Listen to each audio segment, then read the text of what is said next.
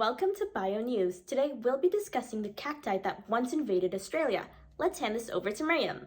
Thank you. In the 1900s, the invasion of the prickly pear cactus in Australia caused millions of acres of land to become totally useless for agriculture, and many people had to abandon their homes and farms due to the damage. The prickly pear cacti describes over 10 members of the family Cactaceae, and most of them belong to the genus Opuntia. These cacti originated from South and North America, and they have fleshy, tough outer skin covered with needles. They bear spiny pear-shaped fruit, hence the name. They're flowering plants and they can produce fruits that are either very dry or juicy. And they were introduced in Australia by Governor Phillip in 1788, who brought Opuntia monacantha from America to support the cochineal dye industry. He didn't know, however, the catastrophe this plant would cause. First infecting New South Wales and Queensland, the cacti were colonizing 10 million acres of land in the 1900s, and then by the 1920s, it had colonized 58 million acres of land. It was estimated to be spreading at a rate of 2.4 million acres per year. This map shows the growth of the prickly pear cacti in 1925. This was a region larger than all of Great Britain. The prickly pear cacti turned soil extremely dense and unusable for animals and agriculture, and their needles posed great harm to humans and animals as well.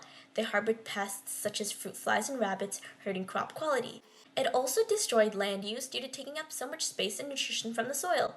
Puntia had very advanced survival skills. Birds, cattle, and horses ate the fruit and spread the seeds all over grazing and farmlands, and the plant could regrow from rootstocks, fallen flowers, or even tiny pad fragments. They survived droughts, floods, wildfires, and being chopped apart thanks to their great water retention and underground bulbs. The seed could lie dormant for up to a century. If Superman was a plant, he'd probably be this one. Chemical and mechanical removal were either inefficient, too dangerous, or too costly. However, researchers started to turn to biological control.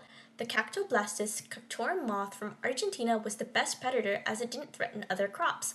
Female moths would lay their eggs on prickly pear cacti, and their larvae would eat and destroy it within a few weeks. The moth was released in 1926, and within 10 years, the prickly pear cacti had been largely removed from New South Wales and Queensland. This image shows the infestation before moths and after, showing how incredible this control was. Prickly pear cacti had not yet evolved effective defenses against Cactoblastis cactorum caterpillars during this short time, so they were easily overtaken. They are not completely eradicated, however. They are found in every state of Australia and are still considered pests, but are much more controlled than before. Their only concern left is if the Cactoblastis moth invades America and starts threatening their native cacti instead, but that's a story for another time. Thanks for tuning in Bio News!